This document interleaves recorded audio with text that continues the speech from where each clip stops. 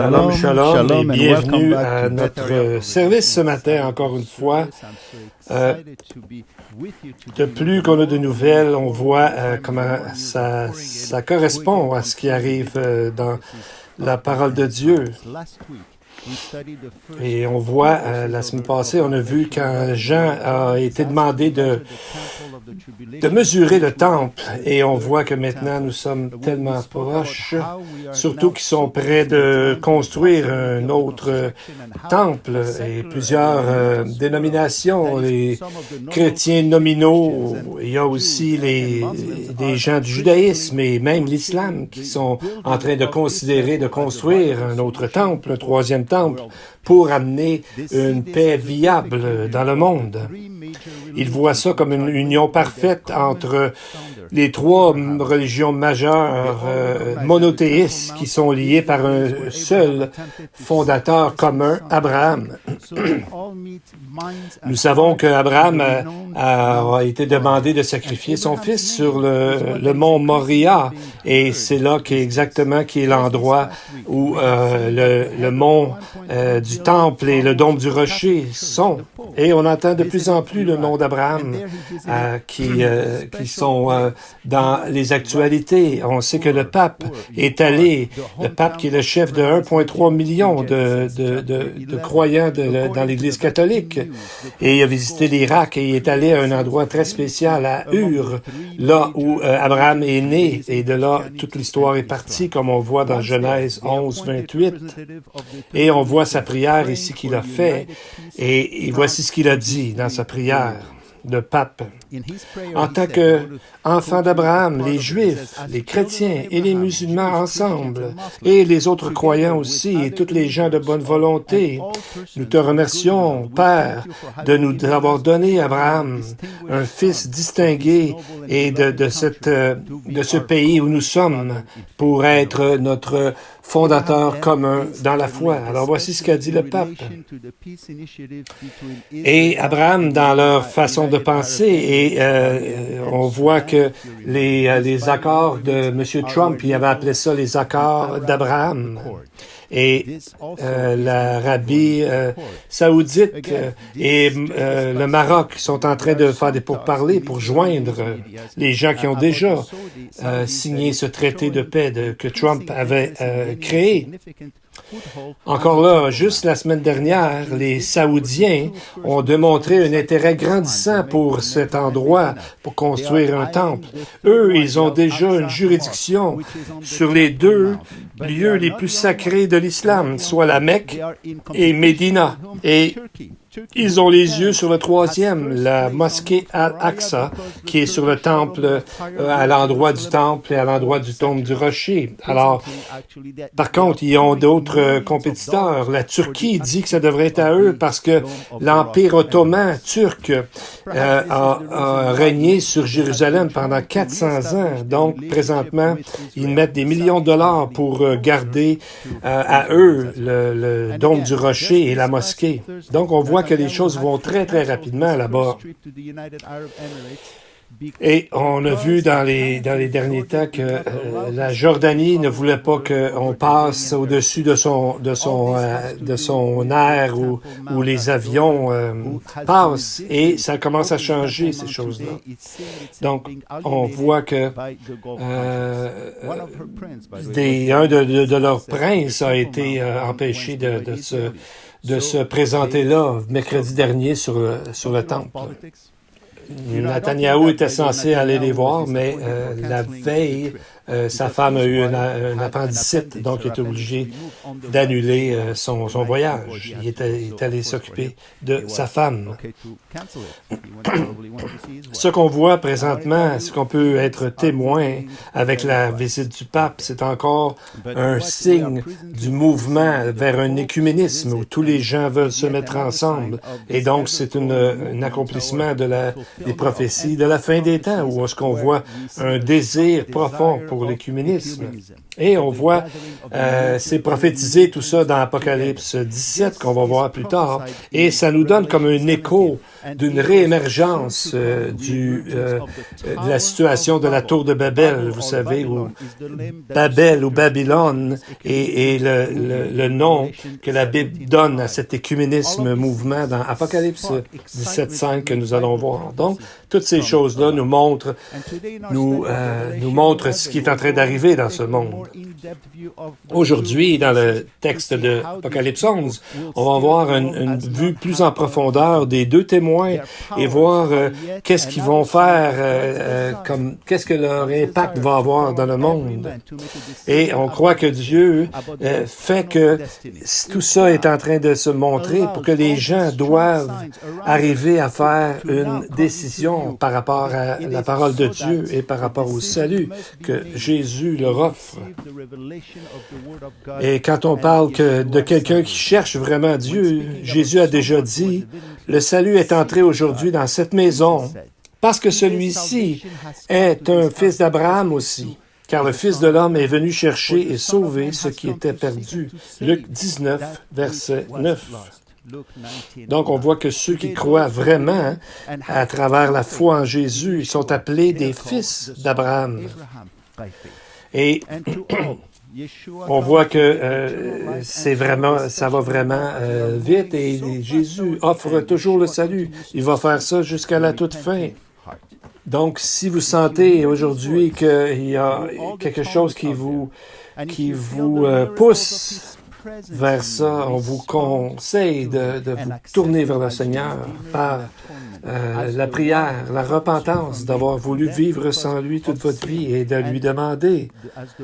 Ouvrez la porte de vos cœurs et demandez-lui de vous sauver et de vous donner une éternité avec lui dans la joie et dans la paix. Avant que nous allions dans ce merveilleux texte de l'Apocalypse, nous allons prier comme d'habitude pour nos enfants. Si vous avez des enfants, amenez-les avec vous et mettez vos mains sur eux, alentour d'eux, et prions ensemble. Béni sois-tu, Éternel, toi dont le royaume vient et qui sera pour toujours et pour toute l'éternité.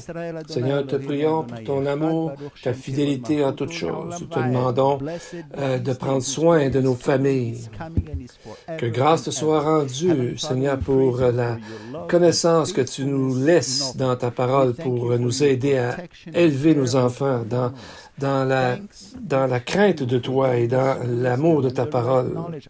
Seigneur, nous te demandons que nous soyons de plus en plus semblables à toi afin d'avoir un impact réel sur ces enfants et aide ces enfants à ne pas craindre toutes les choses qui se passent dans le monde, mais à s'appuyer sur toi.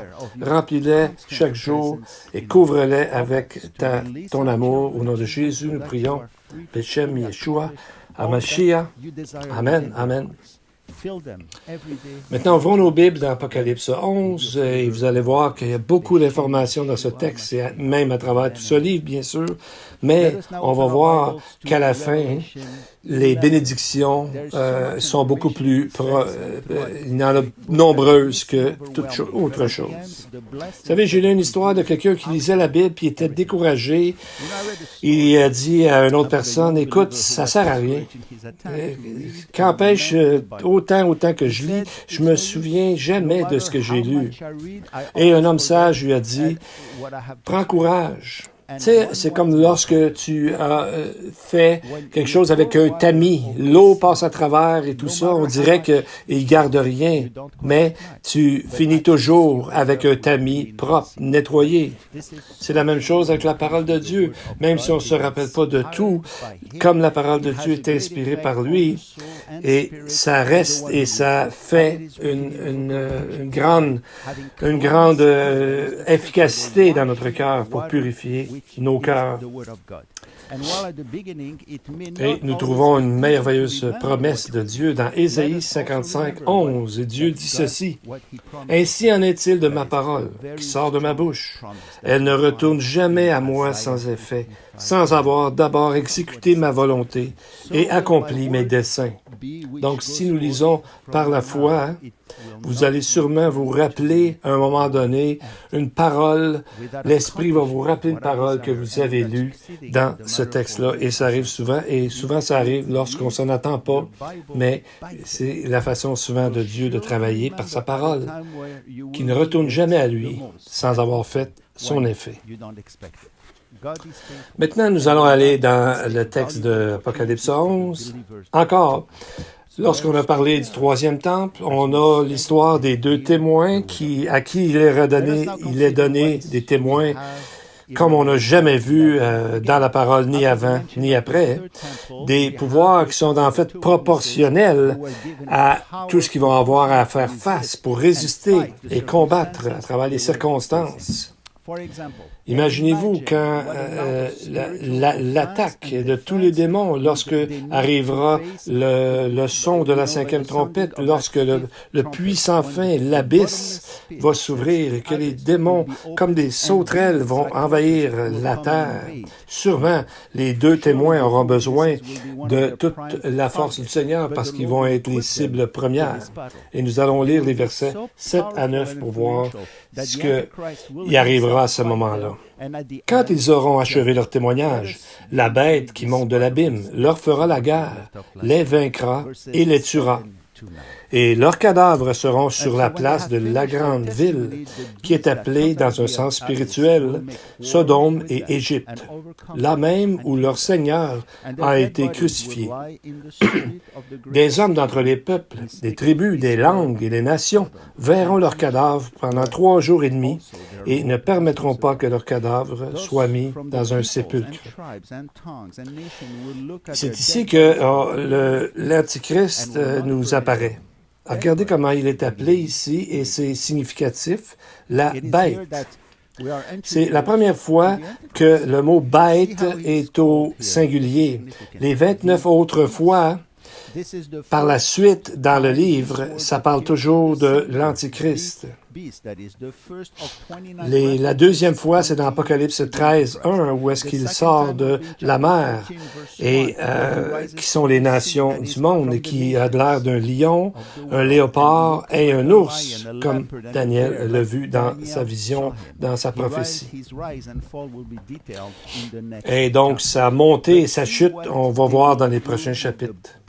Mais voyez comment le corps de ces deux témoins, leur témoignage incroyable était tellement efficace que non seulement l'Antichrist les tue lui-même, mais il va laisser leur corps sans vie pendant 3 jours et demi sur la rue. Mais lorsqu'on voit non seulement une rue, mais ça dit dans le texte la rue, donc il y a vraiment une préposition la rue, probablement une rue très connue qui mène peut-être au dôme du rocher ou où est-ce qu'il est le temple, pour que les gens voient et qui sont là. Mais regardez le verset 8, lorsqu'il dit « là où leur Seigneur a été crucifié ».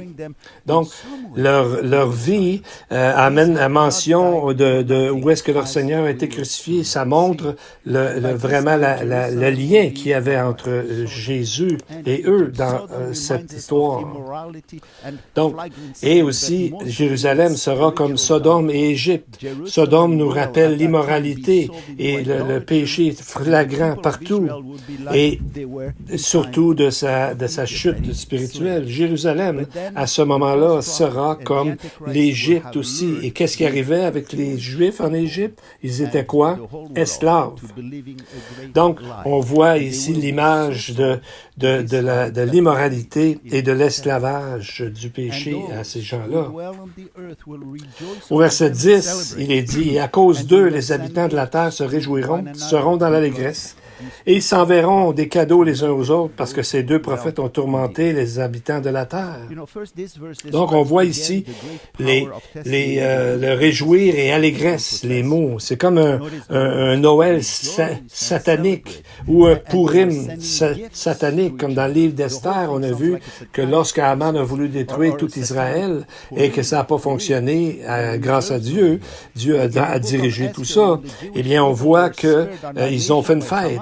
Les Juifs ont fait une fête parce qu'ils étaient maintenant plus sous la menace. Et c'est un peu quelque chose d'inversé, mais du mauvais côté, du côté plutôt diabolique de ça. Maintenant, comment on peut se demander comment deux personnes peuvent faire autant d'impact dans le monde entier?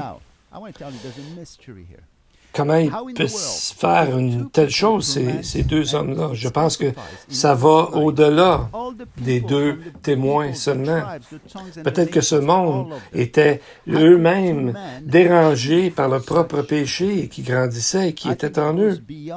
L'Esprit de Dieu était sûrement au travail, comme Jésus a dit que l'Esprit va faire quoi? Qu'il va convaincre le monde au sujet du péché, de la justice et du jugement pour toutes ces choses.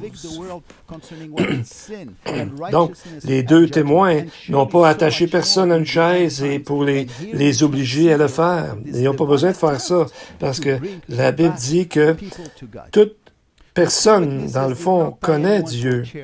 Romains 1,19 nous dit « Car ce qu'on peut connaître de Dieu est manifeste pour eux. Dieu leur ayant fait connaître. » Et Paul termine son argument en disant « Ils sont donc inexcusables. » C'est ce que le péché fait. Qu'on croit ou non, ça nous tourmente et ça nous fait sentir coupables jusqu'à temps que quelqu'un donne tous ses péchés au pied de la croix et accepte l'offre de salut de Jésus. Comme Proverbe 28:1 nous dit, le méchant prend la fuite sans qu'on le poursuive. Mais spécialement à la fin, il n'y aura aucun endroit où s'échapper. Ce sera trop tard. Il faut le faire avant. Personne ne peut fuir devant Dieu. Personne ne peut dire que parce que j'y crois pas, ça n'existe pas. Il existe quand même. Il va quand même juger, que vous y croyez ou non. Et on va voir ce qui est arrivé avec les deux témoins après ça. Après les 3 jours et demi, un esprit de vie venant de Dieu entra en eux et ils se tinrent sur leurs pieds. Et une grande crainte s'empara de ceux qui les voyaient. Quelle surprise! Toute cette belle fête, toute cette affaire-là pour donner rien, finalement. Mais pourquoi est-ce que les deux témoins doivent mourir et ensuite on attend 3 jours et demi pour que leur vie soit ressuscitée? Je pense que c'est tout un plan fait toute partie de la rédemption. N'oubliez pas qu'ils vont être dans la rue de Jérusalem et leur réanimation va être un grand signe, leur résurrection va être un grand signe pour le monde entier, pour montrer que ce que Dieu a fait et pour montrer que le Messie Jésus était vrai. Et on va voir que c'était important le 3 jours et demi. Parce que c'est dans le livre de la loi des Talmuds, ils ont quelque chose par rapport aux 3 jours et demi. Seulement après 3 jours et demi, peut-on considérer quelqu'un de mort? Voici ce que le Talmud dit. Aucune évidence de la mort d'un homme peut être reconnue avant que son âme soit partie. Même s'il y a des témoins qui l'ont vu avec ses artères coupées ou crucifiées ou même dévorées par des bêtes sauvages, l'évidence de l'identification de la mort doit être attendue jusqu'à 3 jours après la mort. Donc ça, c'est quand même une phrase très importante. Et on ne trouve pas ça dans toutes les publications du Talmud. Peut-être parce que ça nous rappelle trop la crucifixion de Jésus. Selon ces mots-là, il ne pouvait pas le déclarer mort. Parce qu'après le 3e jour, qu'est-ce qui est arrivé? Il a ressuscité et il ne pouvait pas le trouver. Pourquoi? Parce qu'il est allé publiquement témoigner de sa résurrection à plusieurs personnes. Et on voit l'impact majeur que la résurrection de ces deux témoins a produit si on lit les versets 12 et 13 maintenant. Et ils entendirent du ciel une voix qui leur disait « Montez ici ». Et ils montèrent au ciel dans la nuée, et leurs ennemis les virent. À cette heure-là, il y eut un grand tremblement de terre. Et la 10e partie de la ville tomba. 7000 hommes furent tués dans ce tremblement de terre, et les autres furent effrayés et donnèrent gloire au Dieu du ciel. N'est-ce pas magnifique de voir qu'est-ce qui arrive là? C'est quelque chose. De la même façon, selon la loi juive, les 2 témoins n'en sont jamais morts parce qu'ils sont ressuscités au bout de 3 jours et demi. Et ça va avoir un impact terrifiant, très grand sur les gens de Jérusalem à ce moment-là. On voit au verset 13 qu'ils donnèrent gloire au Dieu du ciel. Mais combien? Est-ce qu'il y en a beaucoup? Est-ce qu'il y en a peu? Il n'y a pas un grand nombre qui l'ont fait parce que nous savons toujours que dans la Bible, c'est toujours un reste, un petit nombre qui croit et qui sentent l'appel de l'Esprit. C'est ça le point important de ce texte-là. Maintenant, on va regarder les chiffres. Pourquoi on parle de 1/10 et 7000 qui sont morts? Ce que le livre de l'Apocalypse souvent nous demande, c'est d'aller voir ailleurs dans les Écritures la signification des mots. La mention de 1/10 et la mention de 7000 personnes nous rappellent le reste en Israël. Vous savez, si on fait un parallèle justement avec Élie, lorsque il s'est sauvé et il disait qu'il était découragé, il disait « Je suis le seul en Israël », Dieu lui a dit quoi? Qu'il y avait 7000 autres croyants avec lui, et pas seulement lui. Donc, c'est quand même 7000, ça a l'air beaucoup, mais c'est un petit nombre comparé à peut-être à ce moment-là qu'il y avait 2,5 millions, 3 millions de personnes.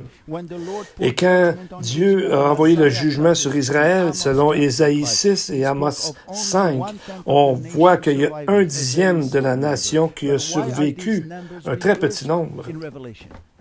Donc, ici, les nombres sont comme renversés, mais c'est les mêmes nombres. Donc, on voit que l'idée, c'est de pousser les gens à faire partie du reste de croyants qui vont décider de suivre et de se convertir et de se tourner vers Dieu.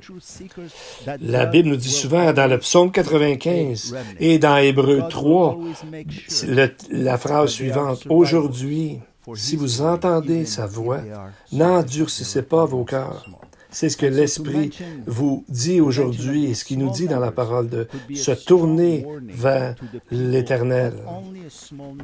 Donc, c'est vraiment une invitation et en même temps un avertissement. Il faut vraiment prendre Dieu au sérieux et écouter ce qu'il nous dit et l'accepter. C'est ce que nous vous supplions de faire, comme la parole de Dieu nous dit. Et en même temps, cette mort et cette résurrection, et ça nous rappelle la résurrection de Lazare dans Jean chapitre 11. Et la même chose, Jésus a attendu après 3 jours afin qu'il soit vraiment déclaré comme mort. Et Jésus, on sait, il l'a ressuscité au bout de 4 jours. Alors, c'était difficile. On voit dans le texte que c'est difficile pour Jésus parce qu'il aimait Lazare et nous voyons l'amour de Jésus pour Lazare car il a pleuré.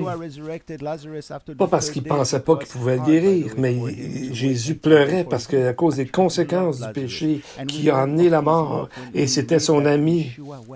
Et on voit que ça a fait un impact fantastique dans Israël, qui fait que dans Jean 12, on nous voit, le texte nous dit que tous ceux, donc le chapitre suivant de quand Jésus a ressuscité Lazare, le chapitre suivant nous dit, tous ceux qui étaient avec Jésus quand il appela Lazare du sépulcre et le ressuscita des morts, lui rendait témoignage. Et la foule vint au-devant de lui, Jésus, parce qu'elle avait appris qu'il avait fait ce miracle. Et on voit son entrée triomphante dans les 4 évangiles. Il chantait le Hallel, les psaumes 118 et à suivre. Et il l'appelait quoi? Le fils de David, le roi d'Israël. Donc, la résurrection des 2 témoins pourrait avoir le même effet que la résurrection de Lazare. Et les 2 vont un jour, finalement, arriver au point où ils reconnaîtront ceux qui se tourneront ou non vers Jésus, mais quand ils verront Jésus, les 2 reconnaîtront ceux qu'ils ont percé. Donc, c'est là qu'on voit le travail des deux témoins qui sont venus dans la puissance que la loi, les prophètes et les écrits, dans tout ce que la parole de Dieu nous dit. Et ces deux témoins vont amener un grand impact en Israël. Plusieurs ont compris le texte. Maintenant, on va regarder l'interprétation que certains en ont faite. Au verset 12, il y en a qui croient que ça veut dire que c'est là qu'il y a eu l'enlèvement de l'Église. Lorsqu'il est dit qu'ils ont entendu une voix du ciel qui leur a dit « Montez ici » et qui sont allés dans la nuée. Aujourd'hui, même dans le mouvement messianique, il y en a plusieurs qui croient que seulement basé surtout sur ce verset-là, que ça veut dire que l'Église va être enlevée au milieu de la tribulation ou après la tribulation, comme on voit sur la carte présentement en avant. Donc, on voit ceux qui croient que l'Église sera enlevée au milieu de la tribulation. Il y en a qui croient que ce sera enlevé après la tribulation complète. Donc, il y en a qui sont milieu de la tribulation, on les appelle les mid-trib, et ceux qui sont après, on les appelle les post-trib. Vous savez, c'est pas une hérésie comme telle, mais il faut comprendre, il faut que ces gens-là comprennent où mène leur position dans la façon de voir ces choses-là. L'idée de mid-trib vient de ce texte-là, qui seront arrivés là. Plusieurs de ces gens-là ne croient pas que les deux témoins sont des gens de façon littérale. Il y en a qui croient que c'est pas des personnes, que c'est l'Église ou autre chose. Beaucoup de gens aujourd'hui disent que Israël n'a pas d'affaire là, que c'est l'Église qui a remplacé Israël. Et souvent, ils prennent les textes en allégorisant les textes que nous voyons pour arriver à quelque chose. Qu'est-ce que ça veut dire? Parce que si on dit que les deux témoins, c'est l'Église qui a été enlevée, ça veut dire que l'Église, à un moment donné, est morte pendant 3 ans et demi. Qu'est-ce qu'il faut faire à ce moment-là? Et pourquoi tout à coup que si le chiffre 2 est allégorisé, pourquoi que les autres chiffres dans le même chapitre, on les prendrait littéralement comme 42 mois ou 1260 jours? Et qu'est-ce que l'Église a à faire avec un 3e temple et Jérusalem sur terre? Est-ce qu'il n'est pas enseigné dans Galates 4.26 que Jérusalem d'en haut est libre, c'est notre mère? Et quoi faire avec les 24 anciens qui sont assis sur des trônes au ciel au début de la tribulation? C'est un nouvel enseignement qui dit que les anges sont assis sur le trône.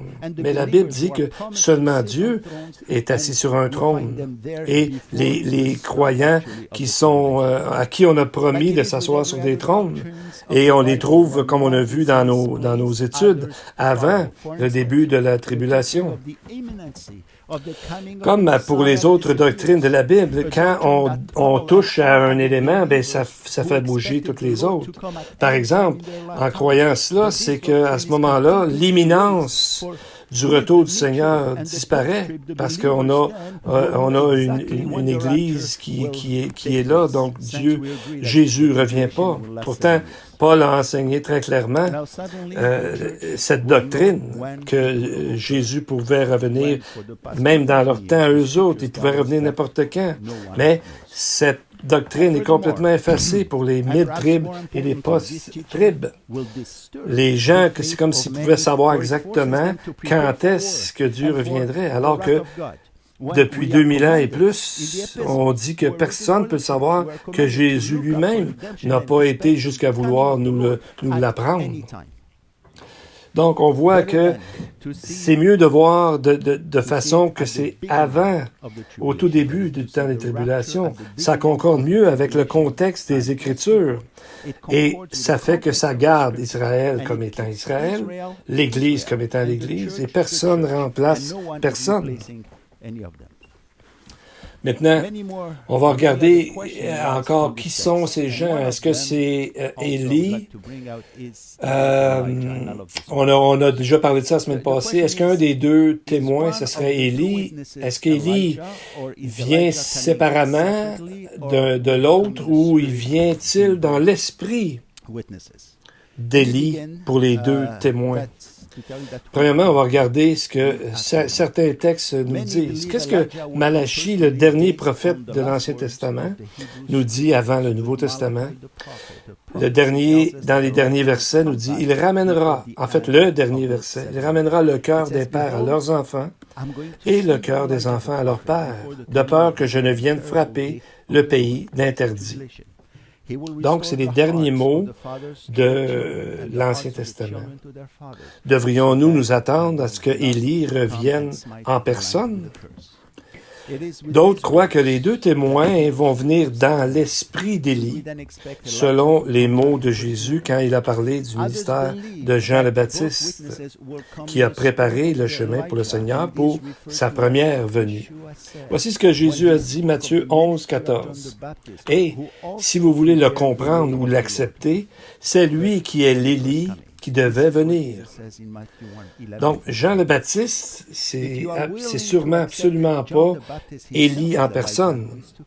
Alors, pourquoi Jésus nous dit cette chose qu'on vient de lire? Un élément important qu'on doit aller voir, c'est Luc 1, 17, où est-ce que l'ange a annoncé la naissance de Jean le Baptiste à Zacharie et lui dit, « Il marchera devant Dieu avec l'esprit et la puissance d'Élie. » Et ensuite, il a cité Malachie 4 pour ramener les cœurs des pères vers les enfants, et il a ajouté ceci, « Et les rebelles à la sagesse des justes, afin de préparer au Seigneur un peuple bien disposé. » Ceci nous dit que Jean le Baptiste est venu dans l'esprit d'Élie, et pour ceux qui ont accepté Jésus à sa première venue, n'ont pas besoin d'attendre à la tribulation pour voir Élie, car ils sont sauvés déjà de la colère à venir à la première venue.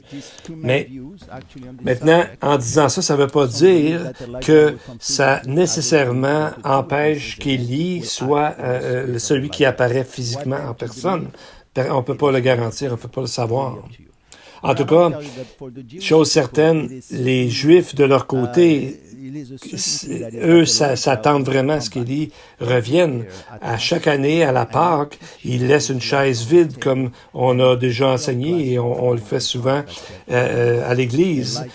On laisse une chaise, et les Juifs font ça, ils laissent une chaise et un verre de vin au cas où Élie reviendrait. Donc, d'un autre côté, le livre de l'Apocalypse ne mentionne pas clairement le retour d'Élie. Et peut-être que quelqu'un va venir dans l'esprit d'Élie. Donc, à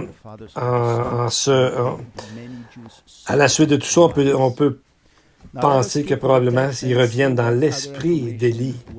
Et peut-être qu'Élie va revenir de toute façon en personne, on verra ça à ce moment-là. Maintenant, si on retourne dans notre texte, verset 14, qui dit « Le second malheur est passé. Voici, le troisième malheur vient bientôt. » Au chapitre 8, on avait vu qu'il y avait 3 malédictions, 3 malheurs qui correspondaient à quoi? À la 5e, la 6e et la 7e trompette. Et là, à ce moment-là, le lecteur s'attend à avoir un malheur, mais à la place, il nous est décrit quelque chose de merveilleux. Lisons les versets 15 à 17. Le 7e ange sonna de la trompette. Il y eut dans le ciel de fortes voix qui disaient « Le royaume du monde est remis à notre Seigneur et à son Christ, et il régnera au siècle des siècles. » Et les 24 vieillards qui étaient assis devant Dieu sur leur trône se prosternèrent sur leurs faces. Ils adorèrent Dieu en disant « Nous te rendons grâce, Seigneur Dieu Tout-Puissant, qui est et qui était, de ce que tu as saisi ta grande puissance et pris possession de ton règne. Donc, c'est comme un cadeau en plein milieu de la tribulation. Au lieu de nous donner la description des 3 malheurs, il y a comme une surprise. C'est comme si le ciel nous surprenait. Le texte, c'est un des 3 fois que nous sommes amenés au ciel pour voir la grande victoire après la seconde venue. Ensuite, on voit l'histoire des 7 coupes, Apocalypse 15 et chapitre court, mais qui nous amène les suites de la tribulation. Vous avez 3 passages sur l'écran pour ceux qui ne l'ont pas et qui sont seulement par rapport au son. Voici les textes. Apocalypse 11, versets 15 à 17, 15, 2 à 4 et 19, 1 à 8. C'est vraiment magnifique de lire ça ensemble. Ça va tout ensemble. On va comparer ces 3 passages lorsqu'on va arriver au chapitre 19. Mais maintenant, on va regarder notre texte, Apocalypse 11, versets 15 à 17. On voit ici que le royaume de notre Seigneur et de son oint est maintenant établi. Ça nous fait penser au texte vraiment important de Psaume 2, 1 à 3, qui dit « Pourquoi ce tumulte parmi les nations, ces vaines pensées parmi les peuples? Pourquoi les rois de la terre se soulèvent-ils et les princes se liguent-ils avec eux contre l'Éternel et contre son oint? » Donc, c'est le moment où les rois de la terre vont s'assembler à Armageddon pour combattre Dieu. Et Apocalypse 11 nous donne l'histoire qu'ils vont perdre parce qu'aucune nation, aucun ange peut combattre contre Dieu sans être sûr absolument de perdre. Et le psaume 2, qui est un psaume messianique, dans une midrash, qui est une interprétation sur le psaume, quelqu'un a dit, le Seigneur a parlé au roi, le Messie, et lui a dit, demande-moi, je te donnerai les nations pour héritage, les extrémités de la terre pour possession. Mais voyez ce que la suite du verset nous dit, les versets 10 à 12. « Et maintenant, roi, conduisez-vous avec sagesse, juge de la terre, recevez instruction. Servez l'Éternel avec crainte et réjouissez-vous avec tremblement. Embrassez le Fils, de peur qu'il ne s'irrite et que vous ne périssiez dans votre voie, car sa colère est prompte à s'enflammer. Heureux tous ceux qui se confient en lui. » Voici un avertissement magnifique de la part de Dieu. Soyez sages, servez le Seigneur, embrassez le Fils, c'est-à-dire reconnaissez-le et faites de lui le Seigneur de votre vie, de peur qu'il ne s'irrite. C'est que Jésus lui-même, Dieu lui a donné le pouvoir de juger. Pourquoi? Parce qu'il est le Fils de l'homme. Vous allez trouver ce texte dans Jean 5, 27. Intéressant, c'est qu'il dit « Heureux ceux qui se trouvent en lui ». Donc, ça parle de salut et de protection. Maintenant, voyons ce passage dans l'Apocalypse que nous avons devant nous au verset 17. « Nous te rendons grâce, Seigneur Dieu Tout-Puissant, qui est et qui était de ce que tu as saisi ta grande puissance et pris possession de ton règne. » Voyez-vous quelque chose de différent ici? Habituellement, on lit toujours qui est, qui était et qui vient. Mais là, on lit seulement qui est et qui était. Pourquoi? Parce que à ce moment-là, la période est terminée et Dieu n'a plus besoin de revenir parce qu'il est avec l'homme déjà. Apocalypse 21:3 nous dit « Et j'entendis du trône une forte voix qui disait « Voici le tabernacle de Dieu avec les hommes. Il habitera avec eux, ils seront son peuple, et Dieu lui-même sera avec eux. » Donc, c'est là que nous sommes amenés à ce moment-ci. C'est là que les 24 vieillards qui étaient assis devant Dieu sur leur trône se prosternèrent devant leur face. Ils adorent Dieu. Verset 16. Et qu'est-ce qu'ils disent? « Nous te rendons grâce, Seigneur Dieu Tout-Puissant, qui est et qui était, car tu as saisi ta grande puissance et pris possession de ton règne. » On voit la plénitude de Dieu ici, la Trinité, Seigneur, Dieu est Tout-Puissant. Donc on voit toute la Trinité ici qui est présente. Ça nous indique ça.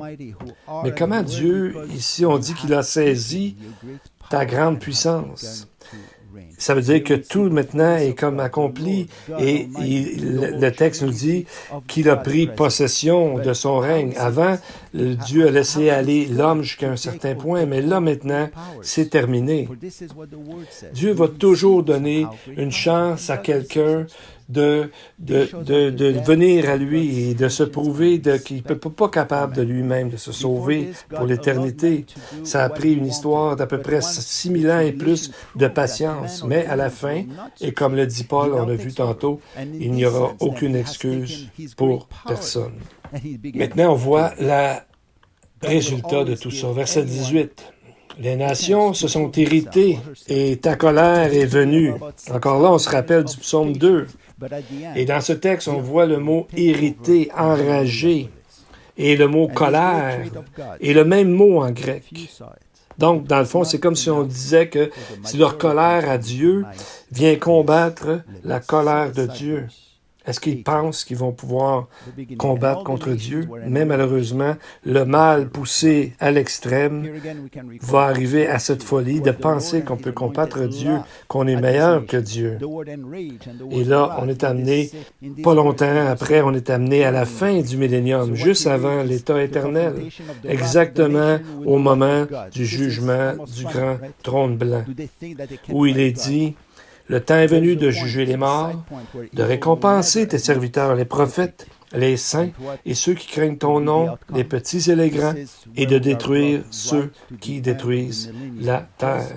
Donc personne au jugement du grand trône blanc ne pourra être sauvé. Il faut faire le pas avant d'en arriver là, parce que quand on est arrivé là, c'est le jugement, il est trop tard. Alors on vous suggère fortement de le faire maintenant et non pas attendre ce grand jugement.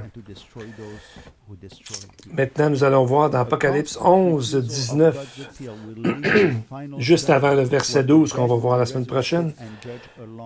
Et le temple de Dieu dans le ciel fut ouvert, et l'arche de son alliance apparut dans son temple. Il y eut des éclairs, des voix, des tonnerres, un tremblement de terre et une forte grêle.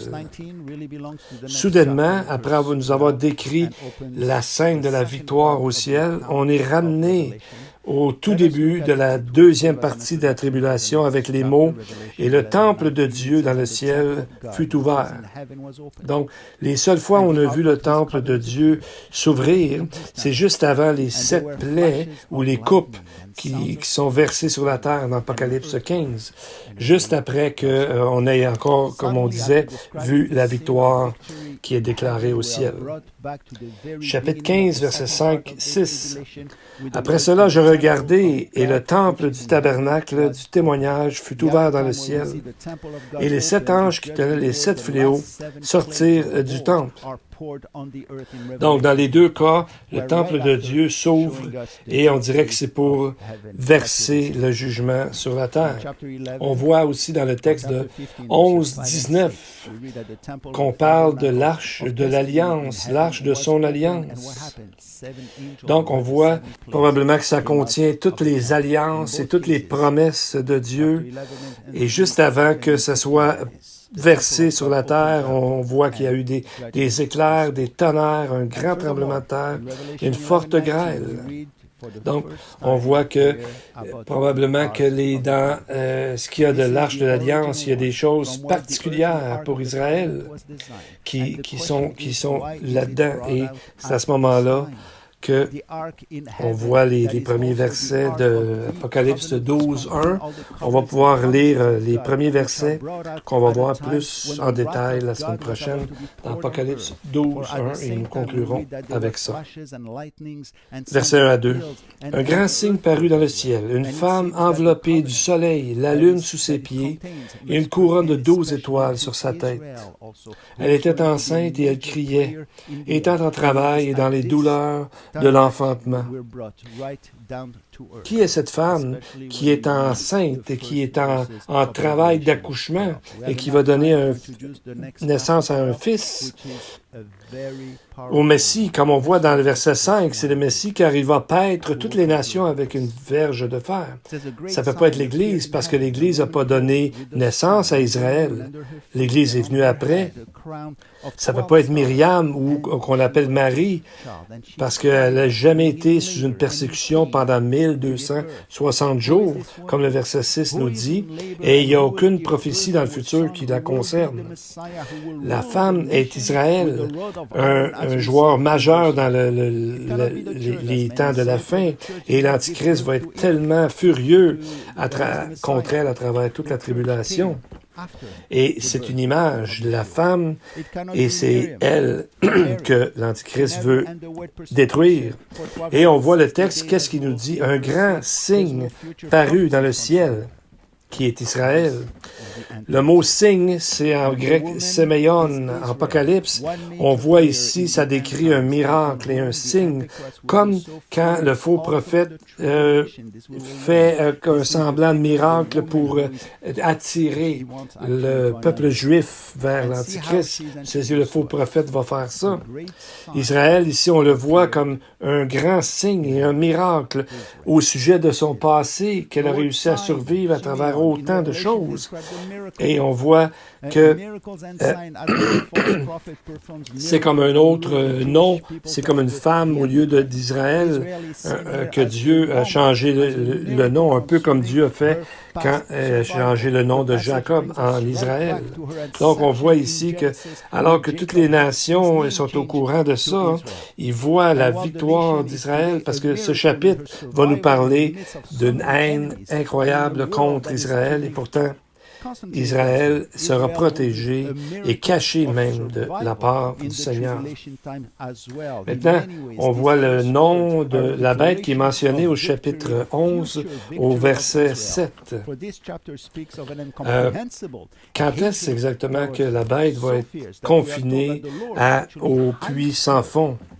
Bien, la réponse est dans Apocalypse 12, que nous allons voir la prochaine semaine, que Michael, l'archange, va gagner la guerre, il va confiner Satan et il va l'envoyer sur la terre pendant 42 mois, les derniers 3 ans et demi de la tribulation. Et nous voyons au verset 13 que Satan poursuivit la femme qui avait enfanté l'enfant mâle. Et on voit que Dieu va protéger Israël, et donc c'est le temps pour nous de prier et de se tenir pour défendre Israël. Et c'est ce que nous allons voir la semaine prochaine plus en détail. Pour terminer, je vais vous lire une histoire que j'ai lue dans une Midrash, une interprétation concernant Élie et Israël. On en fait ce qu'on veut, mais voici. Les rabbins, dans l'Ancien temps, ont noté que dans l'hébreu, à 4 endroits, dans le livre des 2 rois, 1, 3, 4, 8, et 12, le nom d'Élie, on a ajouté un additionnel, un vav, la lettre un peu V en hébreu. Ils ont ajouté un vav. Et on dit que le nom de Jacob a été écrit aussi avec un vav de plus dans certains textes, dans Lévitique 26, 42, Jérémie 30, 18, 33, 26, 46, 2, 51, 19. Et on conclut que Jacob avait pris la lettre V, le vav, du nom d'Élie, afin de sécuriser Israël et devenir justement la rédemption des fils de Jacob, qui est Israël. Donc, comme s'il avait pris une lettre dans les lettres qui étaient pour Élie, donc pour protéger, comme ce genre de protection. C'est une interprétation comme font beaucoup les rabbins, et on en fait ce qu'on veut. Alors maintenant, nous allons prier. Seigneur notre Dieu, nous servons un Sauveur qui est ressuscité. Nous servons un Seigneur qui est vivant, et nous venons à toi en ton nom aujourd'hui pour te remercier. Nos cœurs sont pleins de reconnaissance et d'adoration et de louange. Et Seigneur, nous voulons te demander de nous aider à dédier nos cœurs à ta parole et à toi-même, Seigneur, afin que tu nous guides et que tu nous donnes la paix et la joie malgré ces temps incertains dans lesquels nous vivons, pour que nous puissions vraiment te servir et en parler autour de nous afin d'amener à toi la plus grande gloire qui soit possible. Seigneur, donne-nous ce courage et cette discipline chaque jour afin de te servir parce que tu reviens bientôt. Nous voulons te louer, te remercier au nom de Jésus, notre Seigneur et Sauveur. Amen. Shalom et à la prochaine.